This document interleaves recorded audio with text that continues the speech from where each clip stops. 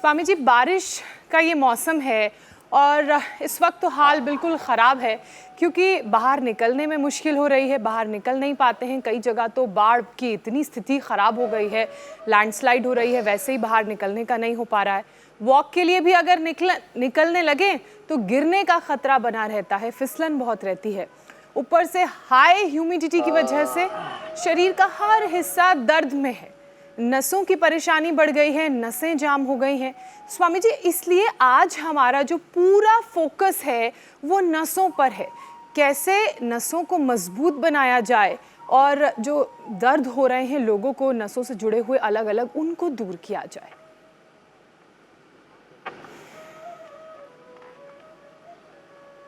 एकदम ठीक कह रहे हैं। इसके लिए एक तो पवन मुक्तासन बड़ा सरल है, ये सब करें, सेतु बंद सबसे हो ही जाता है, और पादाउष्णासन प्रशासन भी। अब तो धीरे धीरे लोगों में फ्लेक्सिबिलिटी बढ़ गई, नहीं है तो कोई बात नहीं, पवन मुक्तासन से और उत्तान पादासन से गुजारा कर लें। फिर जिनको मोटापा है वो अर्धहलासन, पादवृत्तासन, द्विचक्रिकासन हमें देख करके हमारे साथ ही साथ करते रहते हैं, तो हम 10-15 लोगों को काम दे देते हैं। बच्चों को शीर्षासन, सर्वांगासन, सूर्य नमस्कार, भुजंगासन, दंड बैठक, पावर योग का सेशन दे देते हैं। ओबेसिटी वालों को अर्धहलासन, एक एक पैर से दोनों पैरों से पादवृत्तासन, द्विचक्रिकासन, और डायबिटीज वालों को पेट की बीमारियों के लिए, बीपी, शुगर, थायराइड आदि के लिए मंडूकासन से लेकर गोमुखासन तक, पौन मुक्तासन से लेकर के शीर्षासन तक। और फिर देखो, ये जो नसनाड़ियों वाला विषय है ना, इसके लिए बहुत ही जबरदस्त है भुजंगासन भी, और ये एक मर्कटासन, इसके 3 अभ्यास करें। और नसनाड़ियों के लिए आपने ठीक कहा, पता लगा गए थे घूमने, टांग तोड़ा के आ गए, कमर तोड़ा के आ गए, गर्दन तोड़ा के आ गए, कुछ तो दांत तोड़ा के आ गए।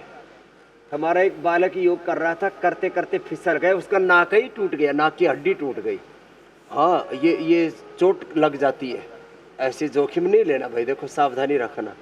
देखो, मैं सही सलामत तुम आपके सामने हूँ, 50 साल हो गए योग करते करते, कहीं टूटा फूटा नहीं हो, बल्कि जो भी टूट फूट थी उसको रिपेयर कर लिया। तो थोड़ा ध्यान तो रखना पड़ेगा। नस नाड़ियों के लिए बहुत ज़रूरी है।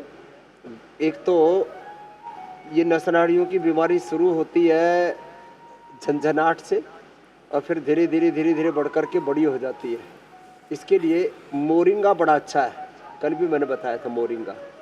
और यदि कोई एलोवेरा, गिलोय, पारिजात, निर्गुंडी, सहजना, मोरिंगा 5 पी ले, ये नाड़ी तंत्र का रोग ना, तंत्रिका तंत्र का रोग, स्नायु तंत्र और फिर अस्थि तंत्र, फिर पूरे जीवन में षड्यंत्र कर देता है। तो इसके लिए ये भी बड़ा अच्छा है, एक घुटने पंजे पास में ऐसे। तो इसके लिए मोरिंगा सिंगल, मोरिंगा के टैबलेट भी आजकल देते हैं, और साथ में स्प्रिल्यूना। मोरिंगा और स्प्रिल्यूना ये रेडीमेड उपाय बता दिए जी। और भाई जो है एलोवेरा, गिलोय, पारिजात, निर्गुंडी, सहजना, ये ताज़ा रस पी ले, अथवा फिर पतंजलि से सब काढ़े तो मिल ही जाते हैं। मर्कटासन के 3 अभ्यास करें, और प्राणायाम, अनुलोम विलोम सबसे ज़्यादा करें, और आसनों में भुजंगासन और मर्कटासन के 3 अभ्यास बता दिया अमित जी हमने। जी स्वामी जी, आपने तो कठिन भी बता दिए, और जो कठिन आसन नहीं कर सकते उनके लिए आपने अपने प्राणायाम भी बता दिया है।